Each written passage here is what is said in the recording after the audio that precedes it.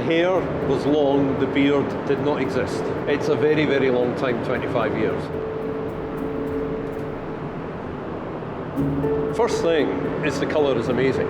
You know, it's this gorgeous kind of dark amber, little hints of ruby to it. Really immediately intriguing. And on the notes, I mean, wow, immediately Aberfeldy. It just leaps out of the glass at you. You know, no other whiskey has got that signature, soft, honeyed, waxy character coming through.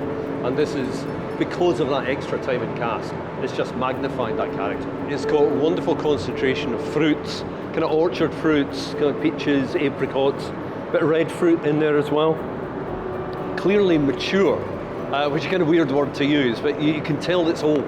It's that concentration of character that's coming through. It just demands that you take a sip.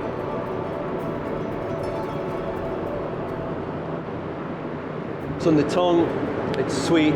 Texturally, it's fantastic. And that, for me, is one of the great signatures of Aberfeldy. It's got that wonderful, rich, succulent character to it. So it really sticks to the palate.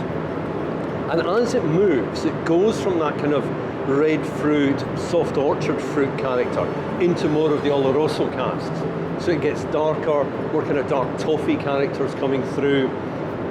It's getting a bit spicy towards the end, not in an aggressive way, but more kind of sweet cinnamon spices.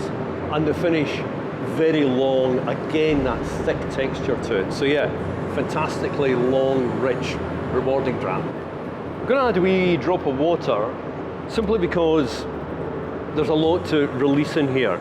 But I'm going to be quite careful with adding it, because adding too much water to old whiskey can mean it kind of collapses a wee bit.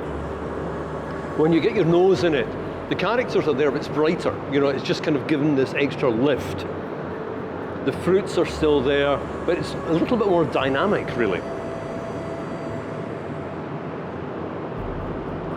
On the palate, what happens when you add the water is it spreads out across the tongue.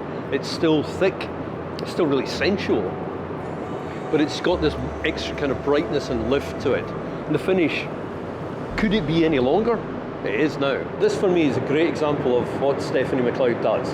You know, this is a profound understanding of how whiskey evolves in the cask, how it matures, picking the right moment to take it out of the cask, understanding what those flavours are, because the older whiskey gets, the more difficult it is to work with, because it's moving in one direction, the wood's coming in from another direction, and to be able to corral all of that and pull it into shape, and then that wonderful addition of that 1 year of maturation, extra maturation in Oloroso, just to round flavours off and to pull other flavours out, it's great.